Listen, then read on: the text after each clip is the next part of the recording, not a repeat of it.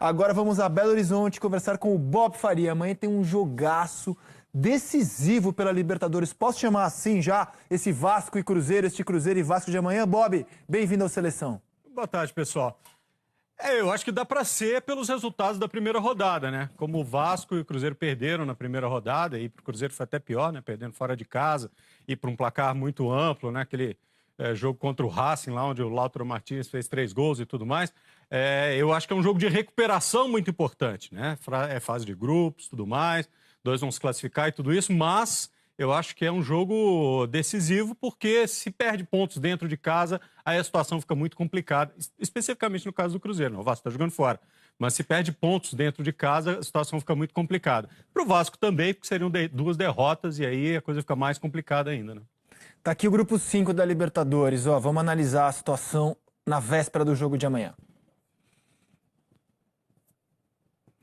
Todo mundo com o jogo, o Racing tem 3 pontos, a Universidade de Chile 3 pontos, Vasco e Cruzeiro não pontuaram. Por isso que eu vejo o jogo de amanhã já muito decisivo. Né? O próximo jogo do Vasco joga amanhã contra o Cruzeiro, depois joga contra o Racing. Quer dizer, pro Vasco, o Vasco sai para pontuar em Minas. Vasco, Cruzeiro em Minas, depois o Racing no Rio. Racing na Argentina. São 2 jogos fora. Racing na Argentina. E o Vasco perdeu o primeiro do Chile. Então o Vasco corre perde em sério casa, risco né? de terminar as 3 primeiras rodadas sem pontuar. Seria terrível pro Vasco. Que a conta de quase todo mundo faz os 3 jogos em casa, vai lá 9 pontos, belisca um empatezinho fora. Com 10 você está mais ou menos assegurado, eventualmente com 9 você se classifica. Vamos plugar os próximos jogos. O Cruzeiro, jogos. campeão de 97, perdeu os 3 primeiros jogos. Vamos plugar os próximos jogos do Vasco e do Cruzeiro na Libertadores. Vamos lá, diretor. A gente citou a história do Primeiro Palmeiras, Cruzeiro, né? O ó. jogo com Boca podia somar os 10 pontos, cabe o mesmo para Cruzeiro e Vasco tentar nesse sentido, mas um pouco mais à frente na tabela, né, Rizek? Depois do jogo de amanhã, o Cruzeiro vai visitar a Universidade de Chile. Que é um jogo traiçoeiro sempre, é um time experiente, deu trabalho em São Januário, tanto é que venceu o jogo. Aí vai receber os chilenos, vai receber o Cruzeiro. Só molezinha nesse grupo, né? Aí sai pra jogar com o Vasco e Só fecha, joguinho fácil. fecha no Mineirão com o Racing. Já pensou o Cruzeiro na última rodada precisando de resultado contra o Racing? Agora põe os do Vasco na tela. Mas em casa, Só né? Em joguinho casa. fácil. Só joguinho fácil. Só joguinho tranquilo nesse grupo 5 aí. Ô, Bob, e como é que tá a situação no Cruzeiro depois da derrota no Clássico? Tem impacto a derrota no Clássico, por exemplo, na escalação que Mano Menezes pretende levar a campo amanhã? Pode até ter. Eu acho assim, que claramente um resultado ele tem impacto na próxima rodada, na próxima partida, seja ela qual for, né? Mas eu acho que pode ter um impacto positivo. Primeiro, por um detalhe, e aí você falou em impacto, mas tem um pacto também, que é da torcida com o time do Cruzeiro. A derrota no domingo não abalou uma vírgula, nada da confiança do torcedor do Cruzeiro para o jogo da Libertadores. Tanto que já quase 40 mil ingressos já foram vendidos e o que a gente sente pelo termômetro aí da torcida é que o torcedor está muito confiante nesse time, né, para reverter o resultado da primeira rodada, conseguir uma boa vitória em casa e entrar de novo na briga desse grupo aí. Eu acho que isso transmite muita confiança para os jogadores. E isso é importante. Depois de uma derrota no Clássico, no primeiro jogo de final, seria natural um abalo, mas essa confiança passada para a torcida, para os jogadores, é muito importante.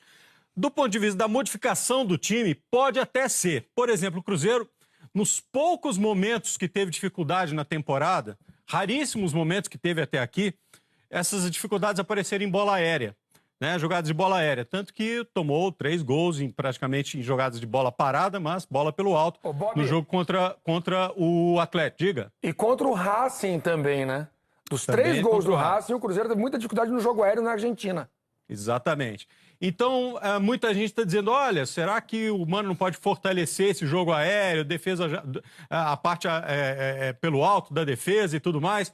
E aí o senso comum, e até entrando nessa história que o Capediano estava falando com o Kleber, aliás, brilhante a entrevista. Obrigado, de analisar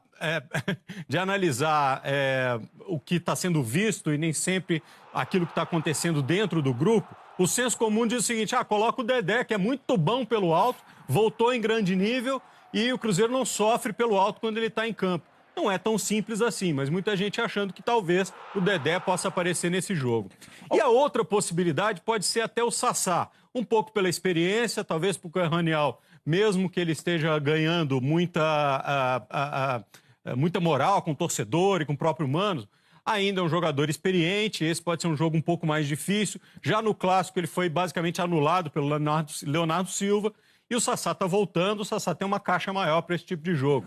Então, são duas possibilidades, né? Mas tá na cabeça do Mano isso aí ainda. Vamos ver o que vai acontecer amanhã. Ô, Bob, o detalhe só pelo fato do Cruzeiro ter perdido para o Racing e para o Atlético, e aí a gente tem exemplos de dois grandes jogos, os chamados jogos pesados, né, para esse início de temporada, a questão de investimento. Você que está acompanhando mais de perto pode até trazer a sua sensibilidade desse momento do Cruzeiro, quando precisou de uma resposta nesses jogos mais encorpados e aí as duas derrotas vêm dessa maneira, tomando 7 gols.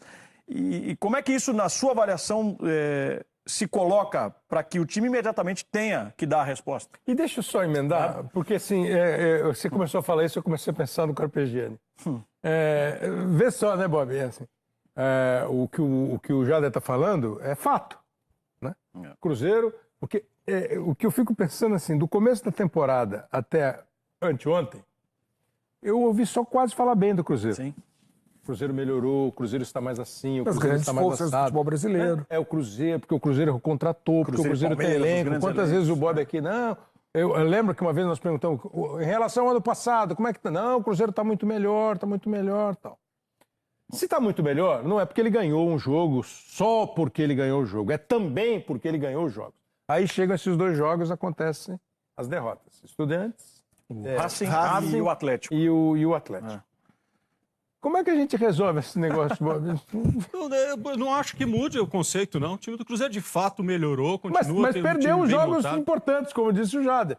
Exatamente. Essa que foi a pergunta que ele te fez, entendeu? É verdade. Mas a gente precisa pensar no macro. Né? Claro. Não acho que esses dois resultados tiram a qualidade do Cruzeiro nem a capacidade do Cruzeiro de fazer uma grande temporada. Né? Alguns ajustes, e esses ajustes são normais. Por exemplo, o Rafinha começou o ano voando. Já nas duas últimas partidas teve uma queda de produção e tudo mais. Pode ser que tenha uma alteração ali do lado do campo. O Mano Menezes já pode estar pensando nisso. E ele tem material para trabalhar nisso. Lembra que outro dia a gente fez aqui, mostrou o time titular do Cruzeiro e o time reserva do Cruzeiro, que jogaria na primeira divisão do Campeonato Brasileiro? Verdade. Então ele tem material para fazer isso. Eu não acho que duas derrotas, ainda que sejam duas derrotas em decisões, ou jogos muito difíceis, né?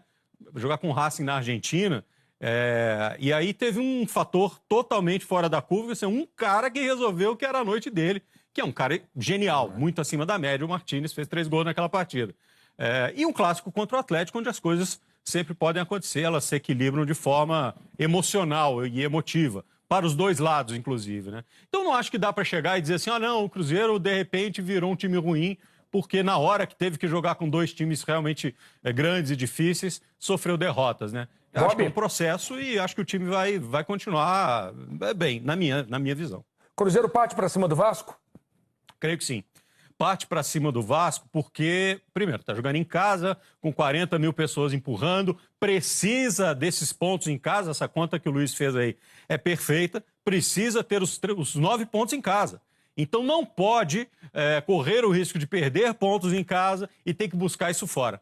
Né? Então acho que o Cruzeiro, lá no planejamento do Cruzeiro, é o seguinte, dentro de casa tem que ganhar os pontos. E para ganhar os pontos, precisa tomar as rédeas do jogo. Né?